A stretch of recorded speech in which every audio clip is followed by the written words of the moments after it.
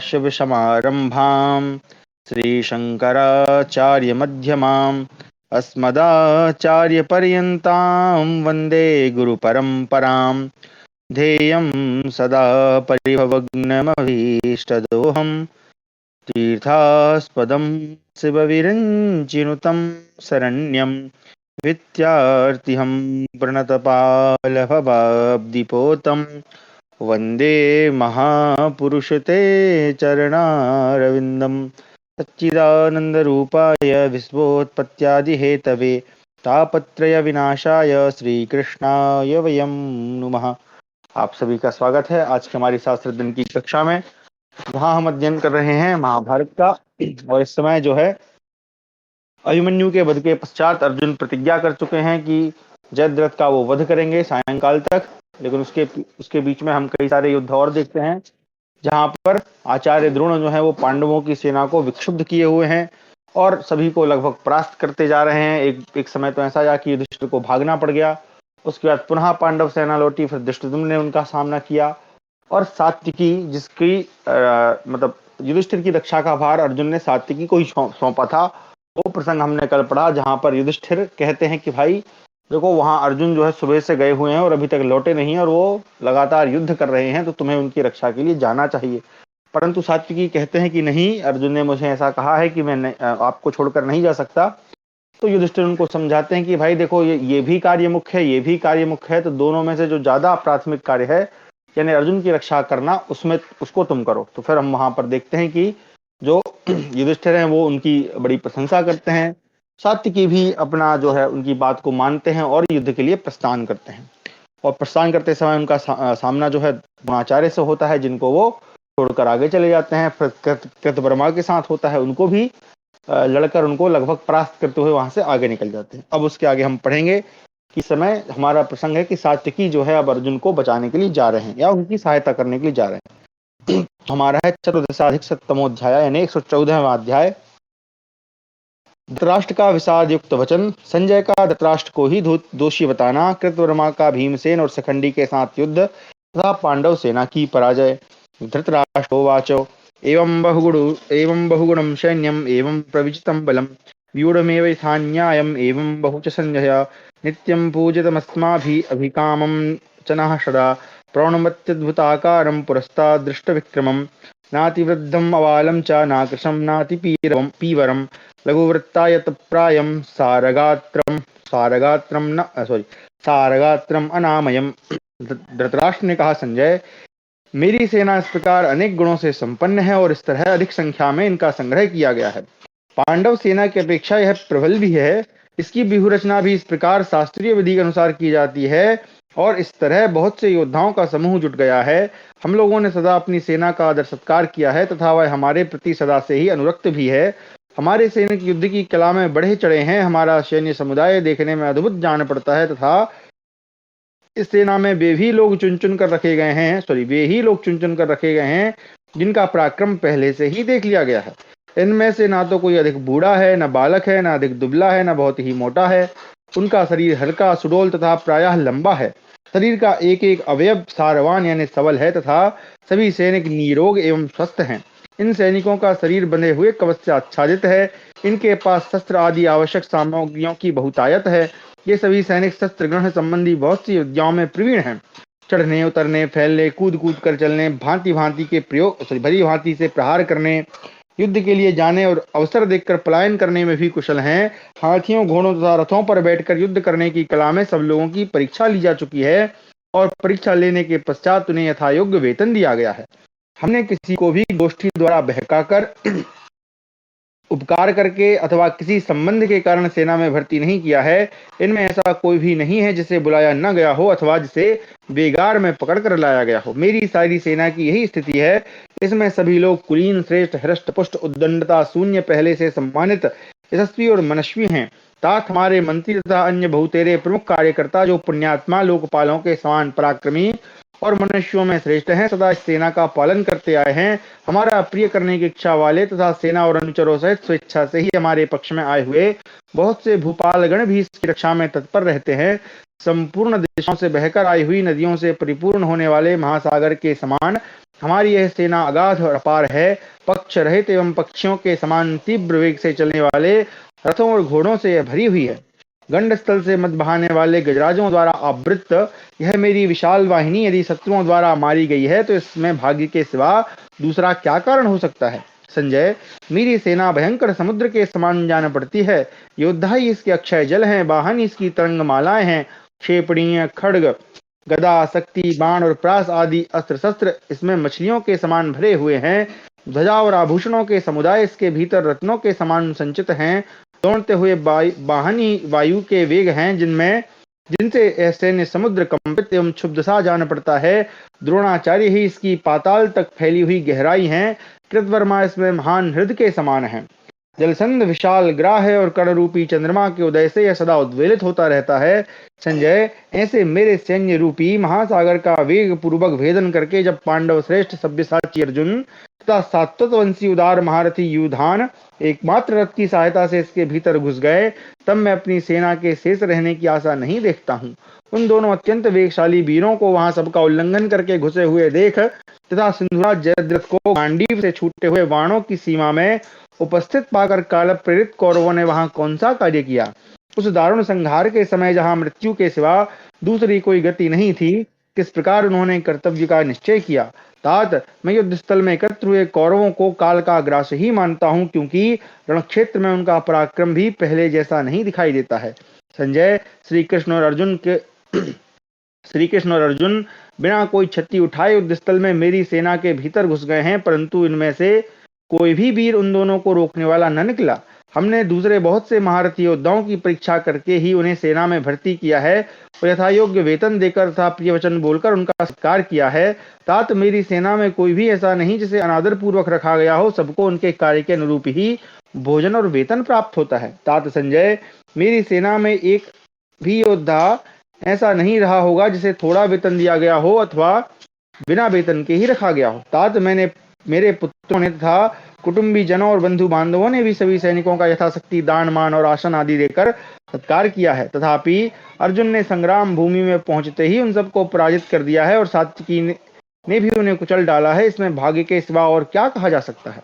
संजय, संग्राम में जिसकी रक्षा की जाती है तथा जो लोग रक्षक हैं, उन रक्षकों सहित रक्षणीय पुरुष के लिए एकमात्र साधारण मार्ग रह गया है पराजय। अर्जुन को सम्रांगण में सिंधुराज के सामने खड़ा देख अत्यंत मोहग्रस्त हुए मेरे पुत्र ने कौन सा कर्तव्य निश्चित किया। सात्विकी को रण क्षेत्र में निर्भय सा प्रवेश करते देख दुर्योधन ने उस समय के लिए कौन सा कर्तव्य उचित माना। संपूर्ण शस्त्रों की पहुंच से परे होकर जब रथियों में श्रेष्ठ सात्विकी और अर्जुन मेरी सेना में प्रविष्ट हो गए, तब उन्हें देखकर मेरे पुत्रों ने युद्ध स्थल में किस प्रकार धैर्य धारण किया। मैं समझता हूँ कि अर्जुन के रथ पर बैठे हुए दशहार नंदन भगवान श्री कृष्ण को तथा स्निप्रवर सात्विकी को देखकर मेरे पुत्र शोक मग्न हो गए होंगे। सात्विकी और अर्जुन को सेना लांघ कर जाते और कौरव सैनिकों को युद्ध स्थल से भागते देखकर मैं समझता हूँ कि मेरे पुत्र शोक में डूब गए होंगे। मेरे मन में यह बात आती है कि अपने रथियों को शत्रु विजयी की ओर से उत्साह शून्य होकर भागते और भागने में ही बहादुरी दिखाते हुए मेरे पुत्र शोक कर रहे होंगे। सात्विकी और अर्जुन ने हमारी रथों की बैठकें सूनी कर दी हैं और योद्धाओं को मार गिराया है। यह देखकर मैं सोचता हूँ कि मेरे पुत्र बहुत दुखी हो गए हैं। सहस्त्रों वीरों को वहां युद्ध के मैदान में घोड़े, रथ और हाथियों से रहित एवं उद्विग्न होकर भागते देखकर मैं मानता हूँ कि मेरे पुत्र शोक मग्न हो गए हैं। अर्जुन के बाणों से आहत होकर बड़े बड़े गजराजों को भागते, गिरते और गिरे हुए देखकर मैं समझता हूँ कि मेरे पुत्र शोक कर रहे होंगे। सात्विकी और अर्जुन ने घोड़ों को सवारों से हीन और मनुष्यों को रथों से वंचित कर दिया है। यह देख सुनकर मेरे पुत्र शोक में डूब रहे होंगे।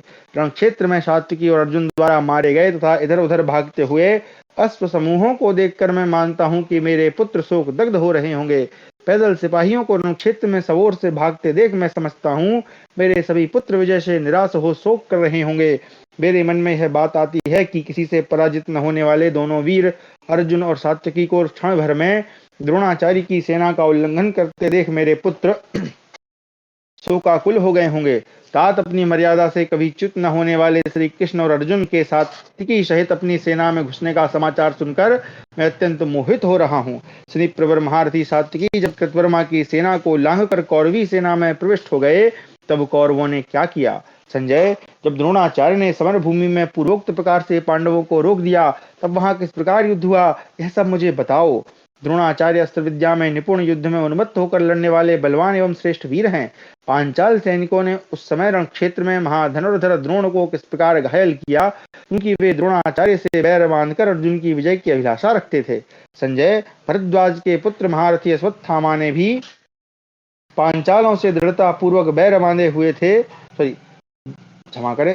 भरद्वाज के पुत्र महारथी अश्वत्थामा भी पांचालों से दृढ़ता पूर्वक बैर बांधे हुए थे। अर्जुन ने सिंधुराज जयद्रथ का वध करने के लिए जो जो उपाय किया वह सब मुझसे कहो, क्योंकि तुम कथा कहने में कुशल हो। संजय ने कहा, भरतश्रेष्ठ, यह सारी विपत्ति आपको अपने ही अपराध से प्राप्त हुई है। वीर से पाकर निम्न कोटि के मनुष्यों की भांति शोक न कीजिए। पहले जब आपके बुद्धिमान सुहृद विदुर आदि ने आपसे कहा था कि राजन, आप पांडवों के राज्य का अपहरण न कीजिए, तब आपने उनकी बात नहीं सुनी। जो हितैषी सुहृदों की बात नहीं सुनता है, वह भारी संकट में पड़कर आपके ही समान शोक करता है। राजन, दशहार नंदन भगवान श्री कृष्ण ने पहले आपसे शांति के लिए याचना की थी, परंतु आपकी ओर से उन महायशस्वी श्री कृष्ण की वह इच्छा पूरी नहीं की गई। नृपश्रेष्ठ, संपूर्ण लोकों के तत्वज्ञ तथा सर्वलोकेश्वर भगवान श्री कृष्ण ने जब यह जान लिया कि आप सर्वथा सद्गुण शून्य हैं, आपके पुत्रों पर अपने पुत्रों पर पक्षपात रखते हैं, धर्म के विषय में आपके मन में दुविधा बनी हुई है, पांडवों के प्रति आपके हृदय में डाह यानी ईर्ष्या है, आप उनके प्रति कुटिलता पूर्ण मंसूबे बांधते हैं और व्यर्थ ही आर्त मनुष्यों के समान बहुत सी बातें बनाते हैं, तब उन्होंने कौरव पांडवों के महान युद्ध का आयोजन किया। मानद, अपने ही अपराध से आपके सामने यह महान जनसंहार प्राप्त हुआ है। आपको यह सारा दोष दुर्योधन पर नहीं बढ़ना चाहिए। भारत, मुझे तो आगे पीछे या बीच में आपका कोई भी शुभ कर्म नहीं दिखाई देता। इस पराजय की जड़ आप ही हैं। इसलिए स्थिर होकर और लोक के नियत स्वभाव को जानकर देवासुर संग्राम के समान भयंकर इस कौरव पांडव युद्ध का यथार्थ वृत्तांत सुनिए। जब सत्य पराक्रमी सात्विकी कौरव सेना में प्रविष्ट हो गए, तब भीमसेन आदि कुंती कुमारों ने आपकी विशाल वाहिनी पर आक्रमण किया। सेवकों सहित कुपित होकर सहसा आक्रमण करने वाले उन पांडव वीरों को रण क्षेत्र में एकमात्र महारथी कृतवर्मा ने रोका। जैसे उद्वेलित हुए महासागर को किनारे की भूमि आगे बढ़ने से रोक देती है, उसी प्रकार युद्ध स्थल में कृतवर्मा ने पांडव सेना को रोक दिया। वहां हमने कृतवर्मा का अद्भुत पराक्रम देखा। सारे पांडव एक साथ मिलकर भी सम्रांगण में उसे लांघ न सके। तदनंतर महाबाहु भीम ने 3 बाणों द्वारा कृतवर्मा को घायल करके समस्त पांडवों का हर्ष बढ़ाते हुए शंख बजाया। सहदेव ने 20, धर्मराज 5 और नकुल ने 100 बाणों से कृतवर्मा को बींध डाला। द्रौपदी के पुत्रों ने 73, घटोत्कच ने 7 और धृष्टद्युम्न ने 3 बाणों द्वारा उसे गहरी चोट पहुंचाई। विराट, द्रुपद और उनके पुत्र धृष्टद्युम्न ने 5-5 बाणों से उनको घायल किया। फिर शिखंडी ने पहले 5 बाणों द्वारा चोट करके फिर हंसते हुए ही 20 बाणों से कृतवर्मा को बींध डाला। राजन, उस समय कृतवर्मा ने चारों ओर बाण चलाकर उन महारथियों में से प्रत्येक को 5 बाणों द्वारा बींध डाला और भीमसेन को 7 बाणों से घायल कर दिया। फिर तत्काल ही उनके धनुष और ध्वज को काटकर रथ से पृथ्वी पर गिरा दिया। भीमसेन का धनुष कट जाने पर महारथी कृतवर्मा ने कुपित हो बड़ी उतावली के साथ 70 पैने बाणों द्वारा उनकी छाती में गहरा आघात किया। कृतवर्मा के श्रेष्ठ बाणों द्वारा अत्यंत घायल हुए बलवान भीमसेन रथ के भीतर बैठे हुए ही भूकंप के समय हिलने वाले पर्वत के समान कांपने लगे। राजन, भीमसेन को वैसी अवस्था में देखकर धर्मराज आदि महारथियों ने बाणों की वर्षा करके कृतवर्मा को बड़ी पीड़ा दी। माननीय नरेश, हर्ष में भरे हुए पांडव सैनिक भीमसेन की रक्षा के लिए अपने रथ समूह द्वारा कृतवर्मा को कोष्ठबद्ध सा करके उसे युद्धस्थल में अपने बाणों का निशाना बनाने लगे। इसी बीच में महाबली भीमसेन ने सचेत होकर सम्रांगण में स्वर्णमय दंड से विभूषित एक लोहे की शक्ति हाथ में ले ली और शीघ्र ही उसे अपने रथ से कृतवर्मा के रथ पर चला दिया। भीमसेन के हाथों से छूटी हुई कैंचुल से निकले हुए सर्प के समान वह भयंकर शक्ति कृतवर्मा के समीप जाकर प्रज्वलित हो उठी।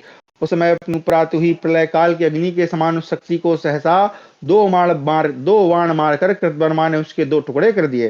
राजन, संपूर्ण दिशाओं को प्रकाशित करती हुई वह स्वर्ण भूषित शक्ति कटकर आकाश से गिरी हुई बड़ी भारी उल्का के समान पृथ्वी पर गिर पड़ी। अपनी शक्ति को कटी हुई देख भीमसेन को बड़ा क्रोध हुआ। उन्होंने बड़ी भारी टंकार ध्वनि करने वाले दूसरे वेगशाली धनुष को हाथ में लेकर सम्रांगण में कुपित हो कृतवर्मा का सामना किया। राजन, आपकी ही कुमंत्रणा से वहां भयंकर बलशाली भीमसेन ने कृतवर्मा की छाती में 5 बाण मारे। माननीय नरेश, भीमसेन ने उन बाणों द्वारा कृतवर्मा के संपूर्ण अंगों को क्षत विक्षत कर दिया। वह रणांगण में खून से लथपथ हो खिले हुए लाल फूलों वाले अशोक वृक्ष के समान सुशोभित होने लगा। तदनंतर उन महाधनुर्धर ने क्रोध में भरकर हंसते हुए ही 3 बाणों द्वारा भीमसेन को गहरी चोट पहुंचाकर युद्ध में विजय के लिए प्रयत्न करने वाले उन सभी महारथियों को 3-3 बाणों से बींध डाला। तब उन महारथियों ने भी कृतवर्मा को 7-7 बाण मारे। उस समय क्रोध में भरे हुए महारथी कृतवर्मा ने हंसते हुए ही सम्रांगण में एक क्षरप्र द्वारा शिखंडी का धनुष काट डाला। धनुष कट जाने पर शिखंडी ने तुरंत ही कुपित हो शुद्ध स्थल में 100 चंद्रमाओं के चिन्ह से युक्त चमकीली ढाल और तलवार हाथ में ले ली। उसने स्वर्ण भूषित विशाल ढाल को घुमाकर कृतवर्मा के रथ पर वह तलवार दे मारी। राजन, वह महान खड्ग कृतवर्मा के बाण सहित धनुष को काटकर आकाश से टूटे हुए तारे के समान धरती में समा गया। इसी समय पांडव महारथियों ने युद्ध में जल्दी जल्दी हाथ चलाने वाले कृतवर्मा को अपने बाणों द्वारा भारी चोट पहुंचाई। परश्रेष्ठ, तदनंतर शत्रुवीरों का संहार करने वाले कृतवर्मा ने टूटे हुए उस विशाल धनुष को त्याग कर दूसरा धनुष हाथ में ले लिया और युद्ध में पांडवों को 3-3 बाण मारकर घायल कर दिया। साथ ही शिखंडी को भी 3 और 5 बाणों से बींध डाला। तत्पश्चात महायशस्वी शिखंडी ने भी दूसरा धनुष लेकर कछुओं के नखों के समान धार वाले बाणों द्वारा कृतवर्मा का सामना किया। राजन, जैसे सिंह हाथी पर आक्रमण करता है, उसी प्रकार उस रण क्षेत्र में कुपित हुए सूरवीर कृतवर्मा ने प्रांगण में महात्मा भीष्म की मृत्यु का कारण बने हुए महारथी शिखंडी पर अपने बल का प्रदर्शन करते हुए बड़े वेग से धावा किया। प्रज्वलित अग्नियों के समान तेजस्वी तथा शत्रुओं का दमन करने वाले वे दोनों वीर अपने बाण समूहों द्वारा 2 दिग्गजों के समान एक दूसरे पर टूट पड़े। जैसे 2 सूर्य पृथक पृथक अपनी किरणों का विस्तार करते हों, उसी प्रकार वे दोनों वीर अपने श्रेष्ठ धनुष हिलाते और उन पर सैकड़ों बाणों का संधान करके छोड़ते थे। अपने पैने बाणों द्वारा एक दूसरे को संताप देते हुए वे दोनों महारथी वीर प्रलय काल के 2 सूर्यों के समान शोभा पा रहे थे। कृतवर्मा ने सम्रांगण में महारथी शिखंडी को पहले 73 बाणों से घायल करके फिर 7 बाणों से क्षत विक्षत कर दिया। उन बाणों की गहरी चोट खाकर शिखंडी व्यथित एवं मूर्छित हो धनुष बाण त्याग कर रथ की बैठक में बैठ गया। नरश्रेष्ठ, रण क्षेत्र में शिखंडी को विषादग्रस्त देख आपके सैनिक कृतवर्मा की प्रशंसा करने और वस्त्र हिलाने लगे। महारथी शिखंडी को कृतवर्मा के बाणों से पीड़ित जान सारथी बड़ी उतावली के साथ उसे रणभूमि से बाहर ले गया। कुंती कुमारों ने शिखंडी को रथ के पिछले भाग में वेशुद्ध होकर बैठा देख तुरंत ही कृतवर्मा को रणभूमि में अपने रथों से चारों ओर से घेर लिया। वहां महारथी कृतवर्मा ने अत्यंत अद्भुत पराक्रम प्रकट किया। उसने अकेले होने पर भी सेवकों सहित समस्त पांडवों का समर भूमि में सामना किया। महारथी कृतवर्मा ने पांडवों को जीतकर चेदी देशीय सैनिकों को परास्त किया। फिर पांचालों, संजयों और महापराक्रमी कैकयों को भी हरा दिया। सम्रांगण में कृतवर्मा के बाणों की मार खाकर पांडव सैनिक इधर उधर भागने लगे। वे रणभूमि में कहीं भी स्थिर न हो सके। युद्ध में भीमसेन आदि पांडवों को जीतकर कृतवर्मा उस रण क्षेत्र में धूम रहित अग्नि के समान शोभा पाता हुआ खड़ा था। सम्रांगण में कृतवर्मा के द्वारा खदेड़े गए और उसकी बाण वर्षा से पीड़ित हुए पूर्वोक्त सभी महारथियों ने युद्ध से मुंह मोड़ लिया। इस प्रकार हमारा 114वां अध्याय समाप्त हुआ। 115वां अध्याय, सात्विकी के द्वारा कृतवर्मा की पराजय, त्रिगर्तों की गज सेना का संहार और जलसंध का वध। क्षमा करें।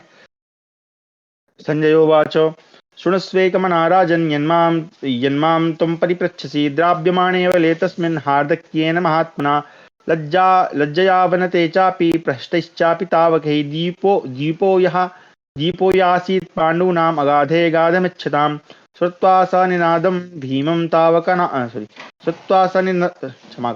श्रुत्वा स निनदं भीमं तावकानां महाहवे सेनेस्त्वरितो राजन् कृतवर्माणमभ्यात्।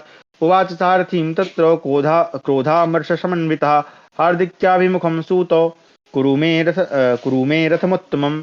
संजय कहते हैं, राजन, आप मुझसे जो पूछ रहे हैं उसे एकाग्रचित्त होकर सुनिए। महामना कृतवर्मा के द्वारा खदेड़ी जाने के कारण जब पांडव सेना लज्जा से नतमस्तक हो गई और आपके सैनिक हर्ष से उल्लसित हो उठे, उस समय अथाह सैन्य समुद्र में थाह पाने की इच्छा वाले पांडव सैनिकों के लिए जो द्वीप बनकर आश्रयदाता हुआ, वो सात्विकी का पराक्रम श्रवण कीजिए। राजन, उस महासमर में आपके सैनिकों का भयंकर सिंहनाद सुनकर सात्विकी ने तुरंत ही कृतवर्मा पर आक्रमण किया और उन्होंने क्रोध रमर्स में भरकर वहां सारथी से कहा, सूत, तुम मेरे उत्तम रथ को कृतवर्मा के सामने ले चलो, देखो वह अमर युक्त होकर पांडव सेना में संहार मचा रहा है। सारथे, इसे जीतकर मैं पुनः अर्जुन के पास चलूंगा। महामते, सात्विकी के ऐसा कहने पर सारथी पलक गिरते गिरते रथ लेकर कृतवर्मा के पास जा पहुंचा। हृदय पुत्र कृतवर्मा ने अत्यंत कुपित हो सात्विकी पर पैने बाणों की वर्षा आरंभ कर दी। इससे सात्विकी का क्रोध भी बहुत बढ़ गया।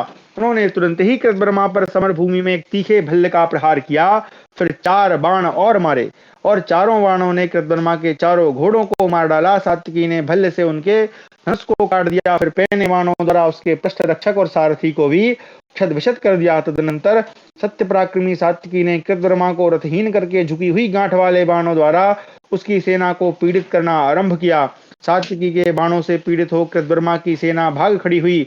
तत्पश्चात सत्य पराक्रमी सात्विकी तुरंत आगे बढ़ गए। महाराज, पराक्रमी सात्विकी ने द्रोणाचार्य के सैन्य समुद्र को लांघकर आपकी सेनाओं में जो पराक्रम किया उसका वर्णन सुनिए।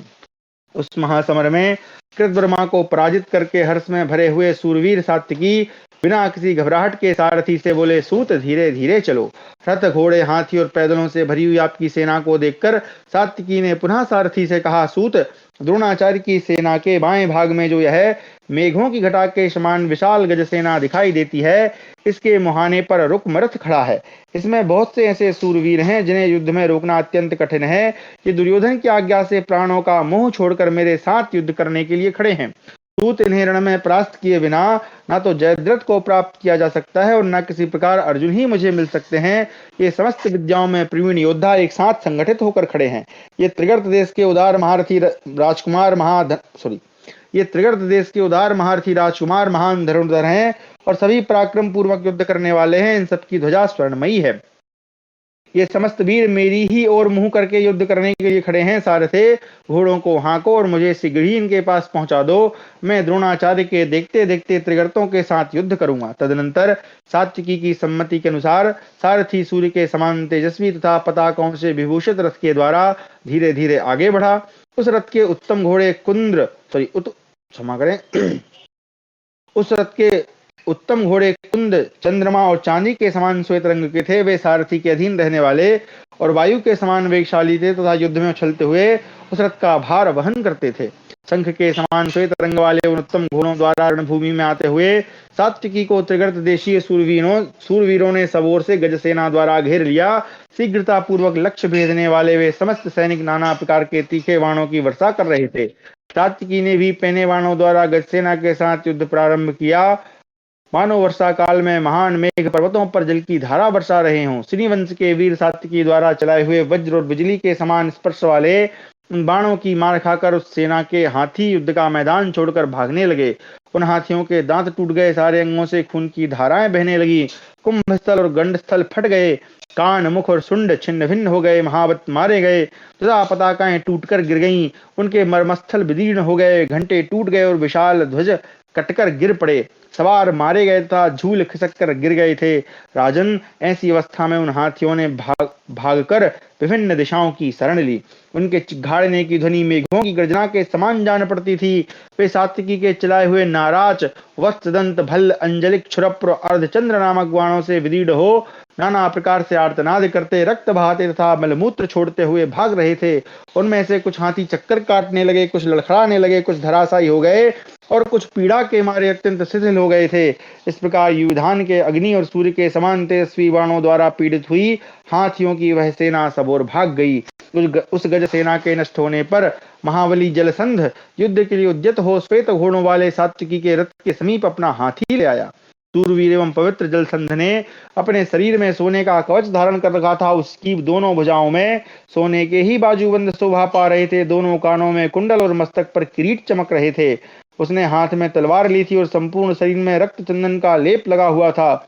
उसने अपने सिर पर सोने की चमकीली माला और वक्षस्थल पर प्रकाशमान पदक एवं कंठहार धारण कर रखे थे।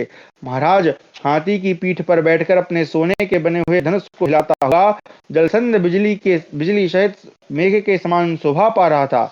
सहसा अपनी ओर आते हुए मगधराज के उस गजराज को सात्विकी ने उसी प्रकार रोक दिया जैसे तट की भूमि समुद्र को रोक देती है। राजन, सात्विकी के उत्तम बाणों से उस हाथी को अवरुद्ध हुआ देख महाबली जलसंध रण क्षेत्र में कुपित हो उठा। महाराज, क्रोध में भरे हुए जलसंध ने क्रोध में भरे हुए जलसंध ने भार सहन करने में समर्थ बाणों द्वारा स्निपौत्र सात्विकी की विशाल छाती पर गहरा आघात किया। तत्पश्चात दूसरे तीखे पैने और पानीदार भल्ले से उसने बाण फेंकते हुए विष्णुवीर सात्विकी के धनुष को काट डाला। भारत, धनुष काटने के पश्चात सात्विकी को उस मागध वीर ने हंसते हुए ही 5 तीखे बाणों द्वारा घायल कर दिया। जलसंध के बहुत से बाणों द्वारा अक्षत विक्षत होने पर भी पराक्रमी महाबाहु सात्विकी कंपित नहीं हुए। यह अद्भुत सी बात थी। बलवान सात्विकी ने उसके बाणों को कुछ भी न गिनते हुए अधिक संभ्रम में न पड़कर दूसरा धनुष हाथ में ले लिया और कहा, अरे खड़ा रहे, खड़ा रहे। ऐसा कहकर सात्विकी ने हंसते हुए ही 60 बाणों द्वारा जलसंध की चौड़ी छाती पर गहरी चोट पहुंचाई, पर अत्यंत तीखे छुरप्र से जलसंध के विशाल धनुष को मुट्ठी पकड़ने की जगह से काट दिया और 3 बाण मारकर उसे भी घायल कर दिया। माननीय नरेश, जलसंध ने बाण सहित उस धनुष को त्याग कर सात्विकी पर तुरंत ही तोमर का प्रहार किया। फुफकारते हुए महान सर्प के समान वह भयंकर तोमर उस महासमर में सात्विकी की बाईं भुजा को विदीर्ण करता हुआ धरती में समा गया। अपनी बाईं भुजा के घायल होने पर सत्य पराक्रमी सात्विकी ने 30 तीखे बाणों द्वारा जलसंध को आहार कर दिया। तब महाबली जलसंध ने 100 चंद्राकार चमकीले चिन्हों से युक्त वृषभ चर्म की बनी हुई विशाल ढाल और तलवार हाथ में ले ली तथा उस तलवार को घुमाकर सात्विकी पर छोड़ दिया। वह खड्ग सात्विकी के धनुष को काटकर पृथ्वी पर गिर पड़ा। धरती पर पहुंचकर वह अलाद चक्र के समान प्रकाशित हो रहा था। तब सात्विकी ने साखू के तने के समान विशाल इंद्र के वज्र के भांति घोर टंकार करने वाले तथा सबके शरीर को विदीर्ण करने में समर्थ दूसरा धनुष हाथ में लेकर उसे कान तक खींचा और कुपित हुए एक बाण से जलसंध को बींध डाला। फिर मधुवंश शिरोमणि सात्विकी ने हंसते हुए से 2 छुरों का प्रहार करके जलसंध की आभूषण भूषित दोनों भुजाओं को काट दिया। उसकी वे परिख के समान मोटी भुजाएं उस गजराज की पीठ से नीचे गिर पड़ी मानो पर्वत से 5-5 मस्तकों वाले 2 नाग पृथ्वी पर गिरे हों। तदनंतर सात्विकी ने तीसरे छुरे से उसके सुंदर दांतों वाले मनोहर कुंडल मंडित विशाल मस्तक को काट गिराया। मस्तक और भुजाओं के गिर जाने से अत्यंत भयंकर दिखाई देने वाले जलसंध के उस धड़ ने अपने खून से उस हाथी को नहला दिया। प्रजानाथ, युद्ध स्थल में जलसंध को मारकर फुर्ती करने वाले सात्विकी ने हाथी की पीठ से उसके हौदे को भी गिरा दिया। खून से भीगे शरीर वाला जलसंध का वह हाथी अपनी पीठ से सटकर लटकते हुए उस हौदे को ढो रहा था। हौदा यानी हाथी के ऊपर जो रखा रहता वो। एक मिनट, इसका पढ़ लूं क्या शब्द है। रुद्रेणावसिक्तांगो जलसंधस्य कुंजरः विलंबमानम अभवत् संश्लिष्टम परमाशनम। आसन शब्द है, ठीक है। चलिए, सात्विकी के बाणों से पीड़ित हो वह महान गजराज घोर चीत्कार करके अपनी ही सेना को कुचलता हुआ भाग निकला। आर्य विष्णु प्रवर सात्विकी के द्वारा जलसंध को मारा गया देख आपकी सेना में महान हाहाकार मच गया। आपके योद्धा शत्रुओं पर विजय पाने का उत्साह खो बैठे।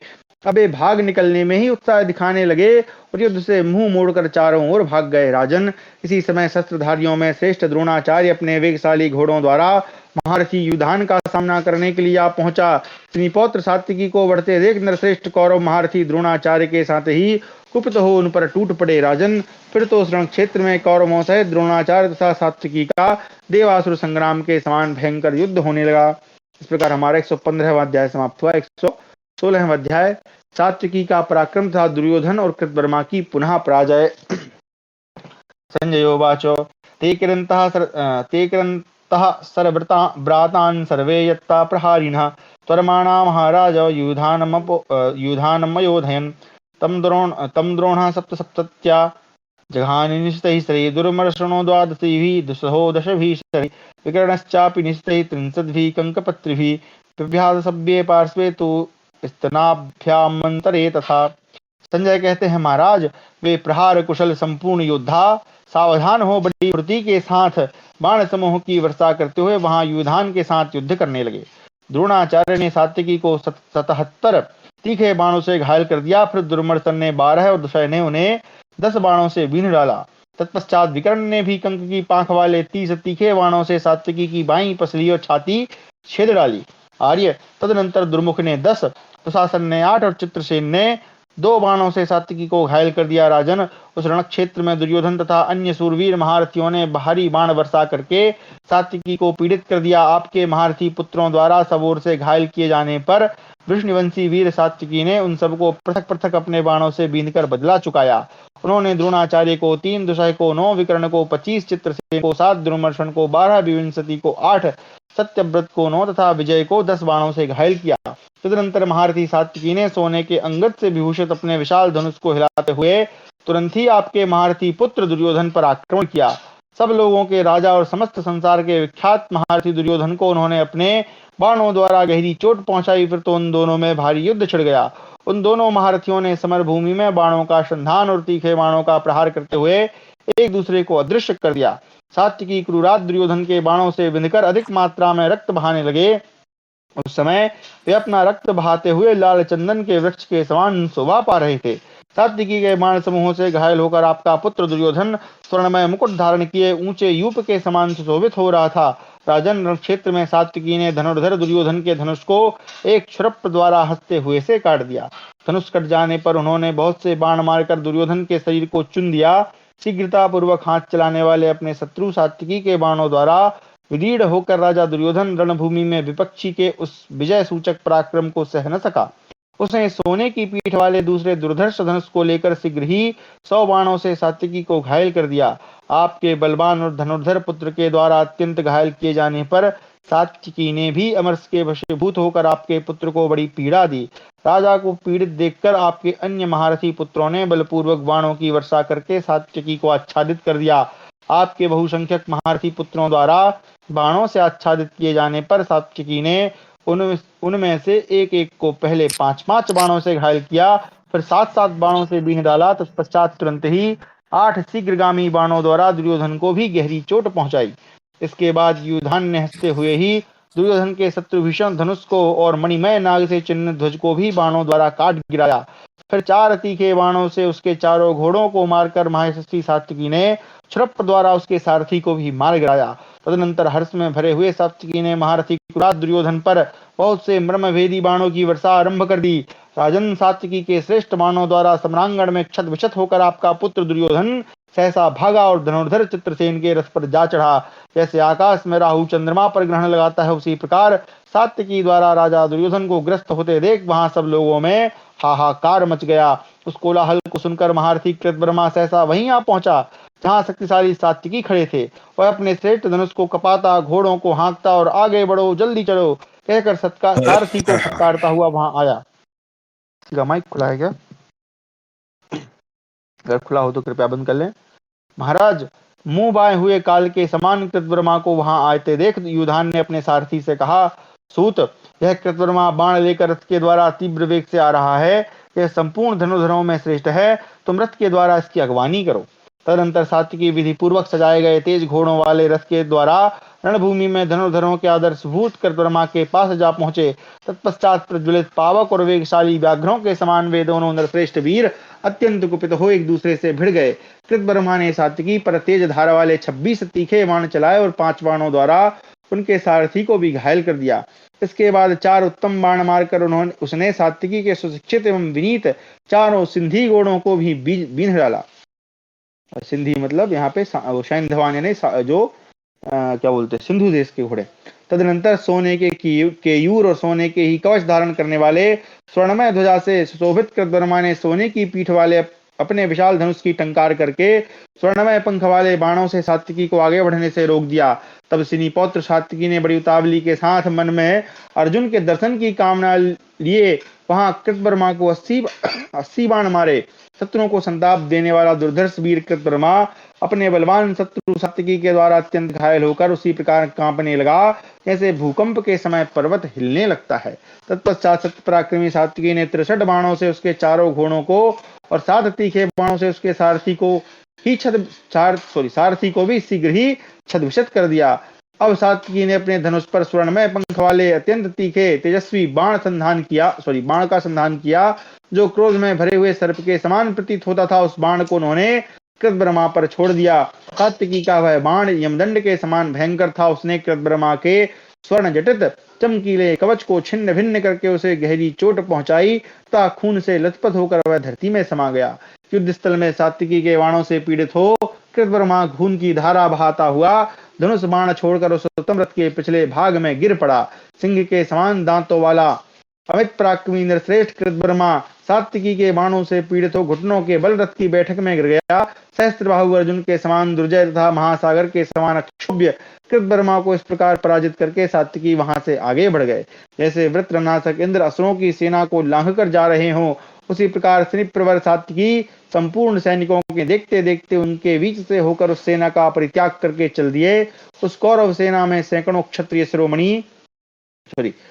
क्षत्रिय शिरोमणियों ने भयानक रथ की धारा बहा दी थी। वहां हाथी घोड़े तथा रथ खचाखच भरे हुए थे और खड्ग शक्ति धनुष सब ओर व्याप्त थे। उधर बलवान कृतवर्मा स्वस्थ होकर दूसरा विशाल धनुष हाथ में लेकर युद्ध स्थल में पांडवों का सामना करता हुआ वहीं खड़ा रहा। इस प्रकार हमारा 116वां अध्याय समाप्त हुआ।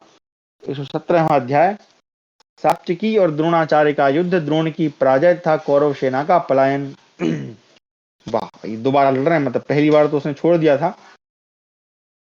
संजय उवाच काल्यमानेषु सैन्येषु सेनेयेन ततस्तथा भारद्वाजा सरभ्रातै महद्भिः समवारिकत् ससम्प्रहारस्तुमुलो द्रोणसात्वतयोरभूत् पश्यतां सर्वसैन्यानां बलिवा शवयोरिव ततो द्रोणास्ति पौत्रं चित्रैः सर्वायशैः सरैः त्रिभिराशि विषकारैः ललाटैः समविद्यत।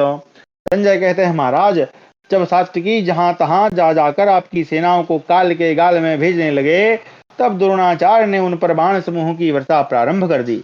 राजन, संपूर्ण सैनिकों के देखते देखते बलि और इंद्र के समान द्रोणाचार्य और सात्विकी का वह युद्ध बड़ा भयंकर आरंभ हो गया। उस समय द्रोणाचार्य ने संपूर्णतः लोहे के बने हुए विचित्र एवं विस्तर सर्प के समान भयंकर 3 बाणों द्वारा पौत्र सात्विकी के ललाट में गहरा आघात किया। महाराज, ललाट में धसे हुए उन सीधे जाने वाले बाणों द्वारा युधान 3 शिखरों वाले पर्वत के समान सुशोभित हुए। द्रोणाचार्य अवसर देखते रहते थे। उन्होंने मौका पाकर इंद्र के वज्र की भांति भयंकर शब्द करने वाले और भी बहुत से बाण युद्ध स्थल में सात्विकी पर चलाए। द्रोणाचार्य के धनुष से छूटकर गिरते हुए उन बाणों को दशहार कुल नंदन परमास्त्र वेत्ता सात्विकी ने उत्तम पंखों से युक्त 2-2 बाणों द्वारा काट डाला। प्रजानाथ, सात्विकी की वह फुर्ती देखकर द्रोणाचार्य हंस पड़े। उन्होंने सहसा 30 बाण मारकर प्रवर सात्विकी को घायल कर दिया। तत्पश्चात उन्होंने युधान की फुर्ती को अपनी फुर्ती से मंद सिद्ध करते हुए तेज धार वाले 50 बाणों द्वारा उन्हें पुनः घायल कर दिया। राजन, जैसे बामी से क्रोध में भरे हुए बहुत से सर्प प्रकट होते हैं, उसी प्रकार द्रोणाचार्य के रथ से शरीर को छेद डालने वाले बाण प्रकट होकर वहां सब ओर गिरने लगे। उसी प्रकार युधान के चलाए हुए लाखों रुद्र भोजी बाण द्रोणाचार्य के रथ पर बरसने लगे। माननीय नरेश, हाथों की फुर्ती की दृष्टि से श्रेष्ठ द्रोणाचार्य और सात्विकी में हमें कोई अंतर जान नहीं पड़ता था। वे दोनों ही नरश्रेष्ठ समान प्रतीत होते थे। तदनंतर सात्विकी ने अत्यंत कुपित हो झुकी हुई गांठ वाले 9 बाणों द्वारा द्रोणाचार्य पर गहरा आघात किया तथा तीखे बाणों से उनके ध्वजा को भी चोट पहुंचाई। तत्पश्चात द्रोण के देखते देखते सात्विकी ने 100 बाणों से उनके सारथी को भी घायल कर दिया। युधान की फुर्ती देखकर महारथी द्रोण ने 70 बाणों से सात्विकी के सारथी को बीनकर 3 बाणों से उनके घोड़ों को भी घायल कर दिया। फिर 1 बाण से सात्विकी के रथ पर फहराते हुए ध्वज को भी काट डाला। इसके बाद स्वर्णमय पंख वाले दूसरे भल्ल से आचार्य ने सम्रांगण में महामनस्वी सात्विकी के धनुष को भी खंडित कर दिया। इससे महारथी सात्विकी को बड़ा क्रोध हुआ। उन्होंने धनुष त्याग कर विशाल गदा हाथ में ले ली और उसे द्रोणाचार्य पर दे मारा। वह लोहे की गदा रेशमी वस्त्र से बंधी हुई थी। उसे सहसा अपने ऊपर आती देख द्रोणाचार्य ने अनेक रूप वाले बहुसंख्यक बाणों द्वारा उसका निवारण कर दिया। तब सत्य पराक्रमी सात्विकी ने दूसरा धनुष लेकर सान पर तेज किए हुए बहुसंख्यक बाणों द्वारा वीर द्रोणाचार्य को बींध डाला। इस प्रकार सम्रांगण में द्रोण को घायल करके सात्विकी ने सिंह के समान गर्जना की। उसे संपूर्ण शस्त्रधारियों में श्रेष्ठ द्रोणाचार्य सहन न कर सके। उन्होंने सोने की डंडी वाली लोहे की शक्ति लेकर उसे सात्विकी के रथ पर बड़े वेग से चलाया। वह काल के समान विकराल शक्ति सात्विकी तक न पहुंचकर उनके रथ को विदीर्ण करके भयंकर शब्द करती हुई पृथ्वी में समा गई। राजन, भरतश्रेष्ठ तपस्वी के पौत्र ने 1 बाण से द्रोणाचार्य की दाहिनी भुजा पर चोट करते हुए उसे पीड़ा देते हुए आचार्य को घायल कर दिया। नरेश्वर, तब समर भूमि में द्रोणाचार्य ने भी सात्विकी के विशाल धनुष को अर्धचंद्राकार बाण से काट दिया तथा रथ शक्ति का प्रहार करके सारथी को भी गहरी चोट पहुंचाई। द्रोण की रथ शक्ति से आहत हो सारथी मूर्छित हो गया। वह रथ की बैठक में पहुंचकर वहां 2 घड़ी तक चुपचाप बैठा रहा। महाराज, उस समय सात्विकी ने लोकोत्तर सारथ्य कर्म दिखाया। वह द्रोणाचार्य से युद्ध भी करते रहे और स्वयं ही घोड़ों की बागडोर भी संभाले रहे। जानात, उस युद्ध स्थल में महारथी सात्विकी ने हर्ष में भरकर विप्रवर द्रोणाचार्य को 100 बाणों से घायल कर दिया। फिर द्रोणाचार्य ने सात्विकी पर 5 बाण चलाए। वे भयंकर बाण उस क्षेत्र में सात्विकी का कवच फाड़कर उनका लहू पीने लगे। उन भयंकर बाणों से छतविछत होकर वीर सात्विकी को बड़ा क्रोध हुआ। उन्होंने स्वर्णमय रथ वाले द्रोणाचार्य पर बाणों की झड़ी लगा दी। एक बाण से युधान ने द्रोणाचार्य के सारथी को धरती पर गिरा दिया और सारथीहीन घोड़ों को अपने बाणों से इधर उधर मार भगाया। राजन, वह चांदी का बना हुआ रथ युद्ध स्थल में दौड़ लगाता हुआ हजारों चक्कर काटता रहा। उस समय उसकी अंशुमाली सूर्य के समान शोभा हो रही थी। उस समय समस्त राजा और राजकुमार पुकार पुकार कर कहने लगे, अरे दौड़ो दौड़ो, द्रोणाचार्य के घोड़ों को पकड़ो। उस युद्ध स्थल में वे सभी महारथी शीघ्र ही सात्विकी का सामना छोड़कर जहां द्रोणाचार्य थे वहीं सहसा भाग गए। सात्विकी के बाणों से पीड़ित हो उन सबको युद्ध स्थल से पलायन करते देख आपकी संगठित हुई सारी सेना पुनः भाग खड़ी हुई। द्रोणाचार्य पुनः व्यूह के ही द्वार पर जाकर खड़े हो गए। सात्विकी के बाणों से पीड़ित होकर वायु के समान वेग से भागने वाले उनके घोड़ों ने ही उन्हें वहां पहुंचा दिया। पराक्रमी द्रोण ने अपने व्यूह को पांडवों और पांचालों द्वारा भंग हुआ देख सात्विकी को रोकने का प्रयत्न छोड़ दिया। वे पुनः व्यूह की ही रक्षा करने लगे। क्रोध रूपी ईंधन से प्रज्वलित हुई द्रोण रूपी अग्नि पांडव और पांचालों को रोककर सबको दग्ध करती हुई सी खड़ी हो गई और प्रलय काल के सूर्य की भांति प्रकाशित होने लगी। इस प्रकार हमारा 117वां अध्याय समाप्त हुआ।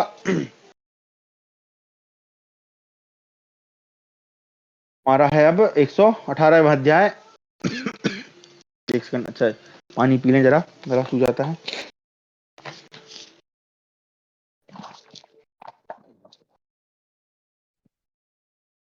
एक 118वां अध्याय, सात्विकी द्वारा सुदर्शन का वध। संजयोवाच, द्रोणं सजित्वा पुरुषप्रवीरः तथैव हार्दिक्यमुखांस्त्वदीयान् प्रहस्य सूतं वचनं बभाषे। शनिप्रवीरः कुरु पुङ्गवाग्रया निमित्तमात्रं वयमद्य सूतो दग्धारया केशवफाल्गुनाभ्यां हतान्यहन्मेह नरश्रभेण वयं सुरेशात्मसमुद्भवेन। संजय कहते हैं, कुरुवंश शिरोमणे द्रोणाचार्य तथा कृतवर्मा आदि आपके प्रमुख महारथियों को जीतकर नरवीर सात्विकी ने अपने सारथी से हंसते हुए कहा, सारथे, इस विजय में आज हम लोग तो निमित्त मात्र हो रहे हैं। वास्तव में श्री कृष्ण और अर्जुन ही हमारे इन शत्रुओं को दग्ध किया है। देवराज के पुत्र नरश्रेष्ठ अर्जुन के मारे हुए सैनिकों को ही हम लोग यहाँ मार रहे हैं। उस महासमर में सारथी से ऐसा कहकर शत्रुसूदन से प्रवर बलवान सात्विकी ने सहसा सबोर से बाणों की वर्षा करते हुए शत्रुओं पर उसी प्रकार आक्रमण किया जैसे बाज मांस के टुकड़े पर झपटता है। सूर्य की किरणों के समान प्रकाशमान रथियों में श्रेष्ठ नरवीर सात्विकी आपकी सेना में घुसकर चंद्रमा और शंख के समान श्वेत वर्ण वाले घोड़ों के द्वारा आगे बढ़ते चले जा रहे थे। उस समय किसी ओर से कोई योद्धा उन्हें रोक न सके। भारत, सात्विकी का पराक्रम असह्य था, उनका धैर्य और बल महान था। वे इंद्र के समान प्रभावशाली था तथा आकाश में प्रकाशित होने वाले शरत काल के सूर्य के समान प्रचंड तेजस्वी थे। आपके समस्त सैनिक मिलकर भी उन्हें रोक न सके। उस समय अत्यंत विचित्र युद्ध करने वाले स्वर्ण कवचधारी धनुर्धर इंद्रश्रेष्ठ सुदर्शन ने अपनी ओर आते हुए सात्विकी को अमरस में भरकर बलपूर्वक रोका। भारत, उन दोनों वीरों में बड़ा संग्राम हुआ। जैसे देवगण वृत्रासुर और इंद्र के युद्ध की गाथा गाते हैं, उसी प्रकार आपके योद्धाओं तथा सोमको ने भी उन दोनों के युद्ध की भूरी भूरी प्रशंसा की। राजन, सुदर्शन ने सम्रांगण में सात्वत शिरोमणि सात्विकी पर सैकड़ों सुतीक्ष्ण बाणों द्वारा प्रहार किया, परंतु प्रवर सात्विकी ने उन बाणों को अपने पास आने से पहले ही काट डाला। इसी प्रकार इंद्र के समान पराक्रमी सात्विकी भी सुदर्शन पर जिन जिन बाणों का प्रहार करते थे, श्रेष्ठ रथ पर बैठे हुए सुदर्शन भी अपने उत्तम बाणों द्वारा उन सबके 2-2, 3-3 टुकड़े कर देते थे। उस समय सात्विकी के वेगशाली बाणों द्वारा अपने चलाए हुए बाणों को नष्ट हुआ देख प्रचंड तेजस्वी राजा सुदर्शन ने क्रोध से उन्हें जड़ा डालने की इच्छा रखते हुए से स्वर्ण जटित विचित्र बाणों का उन पर प्रहार किया। फिर उन्होंने अग्नि के समान तेजस्वी तथा कान तक खींचकर छोड़े हुए सुंदर पंख वाले 3 तीखे बाणों से सात्विकी को बींध दिया। वे बाण सात्विकी का कवच विदीर्ण करके उनके शरीर में समा गए। तत्पश्चात उन राजकुमार सुदर्शन ने अन्य 4 तेजस्वी बाणों का संधान करके उनके द्वारा चांदी के समान चमकने वाले सात्विकी के उन चारों घोड़ों को भी बलपूर्वक घायल कर दिया। सुदर्शन के द्वारा इस प्रकार घायल होने पर इंद्र के समान बलवान और वेगशाली सिनीपौत्र सात्विकी ने अपने सुतीक्ष्ण बाण समूहों से सुदर्शन के अश्वों का शीघ्र ही संहार करके उच्च स्वर से सिंहनाद किया। राजन, तत्पश्चात इंद्र के वज्रतुल्य भल्य से उनके सारथी का सिर काटकर सिनी वंश के प्रमुख वीर सात्विकी ने कालाग्नि के समान तेजस्वी छुरे से सुदर्शन के पूर्ण चंद्रमा के समान प्रकाशमान शोभाशाली कुंडल मंडित मस्तक को भी धड़ से काट गिराया। ठीक उसी प्रकार जैसे पूर्व काल में वज्रधारी इंद्र ने सम्रांगण में अत्यंत बलवान बलासुर का सिर बलपूर्वक काट लिया था। नरेश्वर, राजा के पुत्र एवं पौत्र सुदर्शन का रणभूमि में वध करके यदुकुल तिलक देवेंद्र सदृश पराक्रमी वेगशाली महामनस्वी सात्विकी अत्यंत प्रसन्न होकर विजय श्री से शोभित होने लगे। राजन, तदनंतर लोगों को आश्चर्यचकित करने की इच्छा वाले नरवीर सात्विकी अपने सुंदर अश्वों से जुते हुए रथ के द्वारा बाण समूहों से आपकी सेना को हटाते हुए उसी मार्ग से चल दिए जिससे अर्जुन गए थे।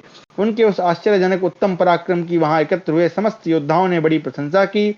सात्विकी अपने बाणों के पथ में आए हुए शत्रुओं को उन बाणों द्वारा अग्निदेव के समान दग्ध कर रहे थे। इस प्रकार हमारा 118वां अध्याय समाप्त हुआ। 119वां अध्याय सात्विकी उनके सारथी का संवाद तथा सात्विकी द्वारा कामबोजों और यवन आदि की सेना की पराजय। मुझे लगता है जयद्रथ नहीं मर पाएगा बेचारा, अभी सात्विकी का पराक्रम चल रहा है। संजयोवाच ततः सा सात्विकी धीमान् महात्मा वृष्णिपुंगभा सुदर्शनं निहत्याजौ यन्तारं पुनरब्रवीत् रथास्वनागकलिलं सरसक्यूर्मिमालिनं खड्गमत्स्यं यदाग्राहं शूरायुधमहास्वनं प्राणापहारिणं रौद्रं वादित्रोत्कृष्टनादितं योधानां सुखस्पर्शं दुर्धर्षं जयेशिनाम। संजय कहते हैं, राजन, तदनंतर विष्णु वंशावतंस बुद्धिमान महामनसी सात्विकी ने युद्ध में सुदर्शन को मारकर सारथी से इस प्रकार कहा। तात, रथ, घोड़े और हाथियों से भरी हुई द्रोणाचार्य की सेना महासागर के समान थी। उसमें बाण और शक्ति आदि अस्त्र शस्त्र तरंगमालाओं के समान प्रतीत होते थे। खड्ग मत्स्य के समान गदाग्राह के तुल्य थी। सूरवीरों के आयुधों के प्रहार से जो महान शब्द होता था वही मानो महासागर का भयानक गर्जन था। बाजे के बजाने की ध्वनि और वीरों के ललकारने की आवाज से उस गर्जन का स्वर और भी बड़ा हुआ था।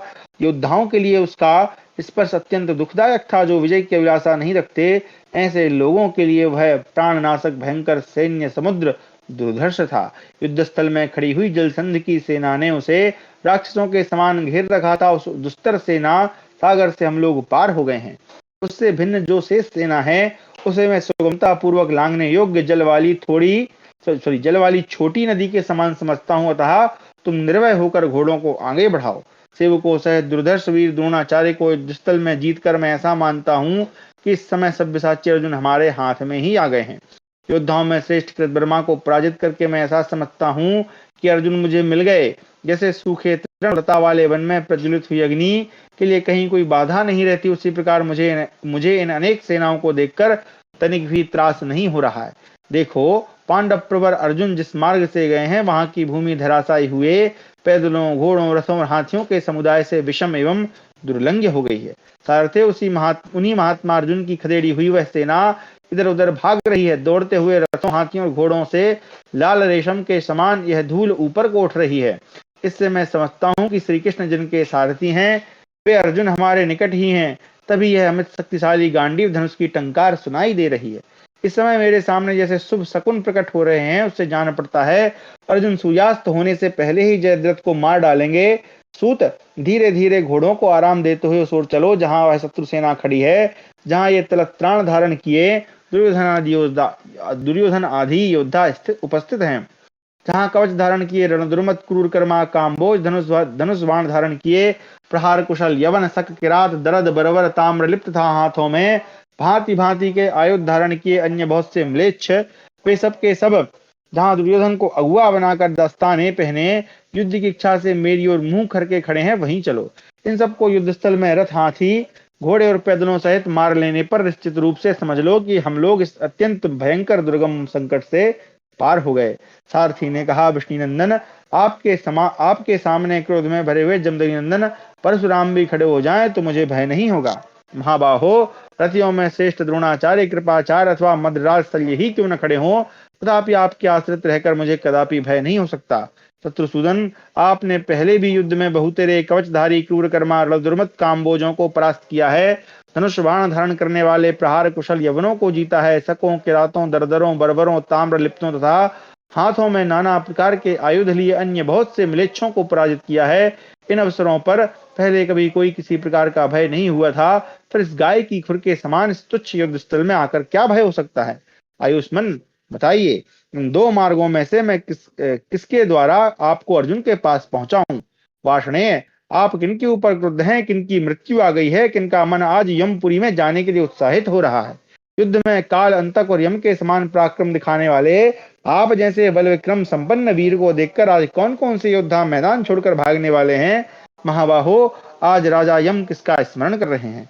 सात्विकी बोले, सूत, जैसे इंद्र दानवों का वध करते हैं उसी प्रकार मैं इन मथमुंडे मथमुंडे एक मिनट, मुंडे नेतान, अच्छा मुंड है मतलब मुंडे रहे होंगे वो, तो मतलब वो क्या उसके सर पे बाल नहीं होंगे, कामबोजों का ही वध करूंगा और ऐसा करके अपनी प्रतिज्ञा पूर्ण कर लूंगा। अतः तुम उन्हीं की ओर मुझे ले चलो। इन सब का संहार करके ही मैं आज अपने प्रिय सुहृद पांडुनंदन अर्जुन के पास चलूंगा। आज दुर्योधन सहित समस्त कौरव मेरा पराक्रम देखेंगे। सूत, इन सिर मुंडों के मारे जाने तथा अन्य सारी सेनाओं के बारंबार विनाश होने पर युद्ध स्थल में छिन्न भिन्न होती हुई कौरव सेना का नाना प्रकार से आर्तनाद सुनकर दुर्योधन को बड़ा संताप होगा। आज रण क्षेत्र में मैं अपने आचार्य पांडव प्रवर श्वेत वाहन महात्मा अर्जुन के प्रकट किए हुए मार्ग को दिखाऊंगा। आज मेरे बाणों से अपने सहस्त्रों प्रमुख योद्धाओं को मारा गया देख राजा दुर्योधन अत्यंत पश्चाताप करेगा। आज शीघ्रता पूर्वक हाथ चलाकर उत्तम बाणों का प्रहार करते हुए मेरे धनुष को कौरव लोग आलात चक्र के समान देखेंगे। मैं अपने बाणों से सारे कौरव सैनिकों का शरीर व्याप्त कर दूंगा और वे बारंबार रक्त बहाते हुए प्राण त्याग देंगे। इस प्रकार अपने सैनिकों का संहार होते देख सूर्योधन संतप्त हो उठेगा। आज क्रोध में भरकर मैं कौरव सेना के उत्तमोत्तम वीरों को चुन चुन कर मारूंगा, जिससे दुर्योधन को यह मालूम होगा या संसार में दो अर्जुन प्रकट हो गए हैं। आज महासमर में मेरे द्वारा सहस्त्रों राजाओं का विनाश देखकर राजा दुर्योधन को बड़ा संताप होगा। आज सहस्त्रों राजाओं का संहार करके मैं इन राजाओं के समाज में महात्मा पांडवों के प्रति अपने स्नेह और भक्ति का प्रदर्शन करूंगा। अब कौरवों को मेरे बल पराक्रम और कृतज्ञता का परिचय मिल जाएगा। संजय कहते हैं, राजन, सात्विकी के ऐसा कहने पर सारथी ने चंद्रमा के समान श्वेत वर्ण वाले उन घोड़ों को, जो सुशिक्षित और अच्छी प्रकार से सवारी का काम देने वाले थे, बड़े वेग से हाँका। मन और वायु के समान वेग वाले उन उत्तम घोड़ों ने आकाश को पीते हुए से चलकर युधान को शीघ्र ही यवनों के पास पहुंचा दिया। युद्ध में कभी पीछे नहीं हटने वाले सात्विकी को अपनी सेनाओं के बीच पाकर शीघ्रता पूर्वक हाथ चलाने वाले बहुतेरे यवनों ने उनके ऊपर बाणों की वर्षा आरंभ कर दी। एक सेकंड, यवनान, ठीक है। राजन, वेगशाली सात्विकी ने झुकी हुई गांठ वाले अपने बाणों द्वारा उन सबके बाणों को तथा अन्य अस्त्रों को भी काट गिराया। वे बाण उनके पास तक पहुंच न सके। उन भयंकर वीर ने सबोर घूम घूम कर सोने के पंख और गिद्ध की पांख वाले तीखे बाणों से यवनों के मस्तक, भुजाएं तथा लाल लोहे तथा कांसे के बने हुए कवच भी काट डाले। वे बाण उनके शरीर को विदीर्ण करके पृथ्वी में घुस गए। वीर सात्विकी के द्वारा रणभूमि में आहत होकर सैकड़ों म्लेच्छ प्राण त्याग कर धराशायी हो गए। वे कान तक खींचकर छोड़े हुए और विच्छिन्न गति से परस्पर सटकर निकलते हुए बाणों द्वारा 5, 6, 7 और 8 यवनों को एक ही साथ विदीर्ण कर डालते थे। प्रजानाथ, सात्विकी ने आपकी सेना का संहार करते हुए वहां की भूमि को सहस्त्रों काम्बोजों, शकों, सबरों, किरातों और बर्बरों की लाशों से पाट कर अगम्य बना दिया था। वहां मांस और रक्ति की कीच जम गई थी। उन लुटेरों के लंबी दाढ़ी वाले त्रस्त्राण युक्त मुंडित मस्तकों से आच्छादित हुई रणभूमि पंखहीन पक्षियों से व्याप्त हुई जान पड़ती थी। जिनके सारे अंग खून से लथपथ हो रहे थे, उन कबंधों से भरा हुआ वह सारा क्षेत्र लाल रंग के बादलों से ढके हुए आकाश के समान जान पड़ता था। वज्र और विद्युत के समान कठोर स्पर्श वाले सुंदर परयुक्त बाणों द्वारा सात्विकी के हाथ से मारे गए उन यवनों ने वहां की भूमि को अपनी लाशों से ढक लिया। महाराज, थोड़े से यवन शेष रह गए थे जो बड़ी कठिनाई से अपने प्राण बचाए हुए थे। वे अपने समुदाय से भ्रष्ट होकर अचेत से हो रहे थे। उन सभी कवचधारी यवनों को युधान ने युद्ध स्थल में जीत लिया था। वे हाथों और कोड़ों से अपने घोड़ों को पीटते हुए उत्तम वेग का आश्रय ले चारों ओर भय के मारे भाग गए। भरतनंदन उस रण क्षेत्र में दुर्जय काम्बोज सेना को, यवन सेना को तथा शकों की विशाल वाहिनी को खदेड़कर सत्य पराक्रमी पुरुष सिंह सात्विकी आपके सैनिकों पर विजयी हो कौरव सेना में घुस गए और सारथी को आदेश देते हुए बोले, आगे बढ़ो, जिससे पहले दूसरों ने नहीं किया। सम्रांगण में सात्विकी के उस पराक्रम को देखकर चारणों और गंधर्वों ने उनकी भूरी भूरी प्रशंसा की। प्रजानाथ, अर्जुन के पृष्ठरक्षक सात्विकी को जाते देख चारणों को बड़ा हर्ष हुआ और आपके सैनिकों ने उनकी बड़ी सराहना की। इस प्रकार हमारा 119वां अध्याय समाप्त हुआ। कक्षा को आज यहीं विराम देते हैं क्योंकि समय हो गया होगा। जी हाँ, कल फिर हम पढ़ेंगे सात्विकी द्वारा दुर्योधन की सेना का संहार तथा भाइयों सहित दुर्योधन का पलायन। ये दूसरी बार हार रहा है इससे। आज की कक्षा में हमने मुख्य रूप से जो सात्विकी हैं उनका ही पराक्रम देखा, किस प्रकार वो द्रोणाचार्य को एक नहीं दो बार परास्त करते हैं। फिर कृतवर्मा जो आ जाते हैं उनको परास्त करते हैं। कृतवर्मा भी कोई छोटा वीर नहीं था, उसने पांडवों की सेना में जो पांडव में भीमसेन उन सबको पराजित किया था, उनको सात्विकी पराजित करते हैं। उसके बाद फिर जलसंध नामक एक आ जाता है राजकुमार, उसको पराजित करते हैं घोड़े पे, सॉरी हाथी पे बैठ के। फिर जब व्यूह में प्रवेश कर जाते हैं तो वहां पर फिर द्रोणाचार्य मिलते हैं, उनको भी पराजित कर देते हैं। हालांकि पहली बार वो रथ छोड़कर ऐसे परिक्रमा करके चल जाते हैं, इस बार लेकिन पराजित कर देते हैं। फिर आता है सुदर्शन, उसको भी पराजित करते हैं और अब जो है अंत में वो यवनों की सेना पर आक्रमण करते हैं। ये हमारी आज की कक्षा का विषय था। आपका जो भी प्रश्न या विचार है सादर आमंत्रित है। संजय, कोई मौका नहीं चूकता धृतराष्ट्र का।